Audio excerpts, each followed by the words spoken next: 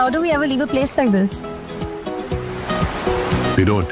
বলিউডের জৌলুস যেন নতুন করে লিখছেন পরিচালক সঞ্জয় লীলা বনসালী।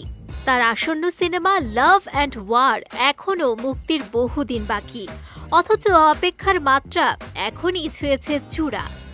আলিয়া ভাট, রণবীর কাপুর আর ভিকি কৌশলের মতো 3 তারকাকে এক ফ্রেমে একত্রিত করার খবরই ছিল যথেষ্ট।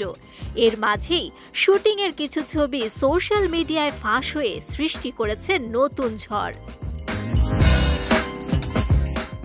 বিশেষ করে আলিয়ার রেট্রো সাজ আর রণবীরের পুরোপুরি নতুন অবতার দেখে নেটিজেনদের কৌতূহল যেন আরও বাড়ছে।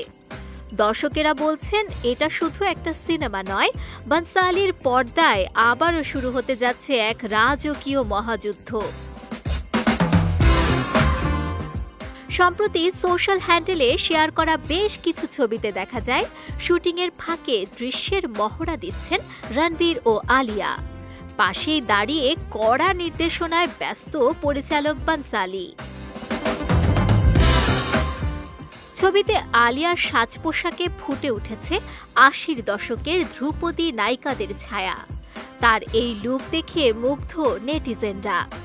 অনেকেই আলিয়ার মাঝে খুঁজে পাচ্ছেন কিংবদন্তি অভিনেত্রী শর্মিলা ঠাকুরের প্রতিচ্ছবি। রণবীর কাপুর এই ছবিকে নিজের ড্রিম প্রজেক্ট হিসেবেই দেখছেন।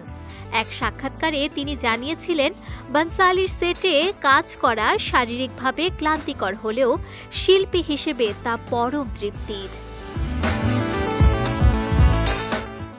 আসন্ন এই সিনেমায় রণবীর, আলিয়া ও ভিকির পাশাপাশি অভিনয় করছেন বোমান ইরানি, তুষার কাপুর, ভাগ্যশ্রী পটবর্তন, মুরলী শর্মা সহ আরও অনেকে।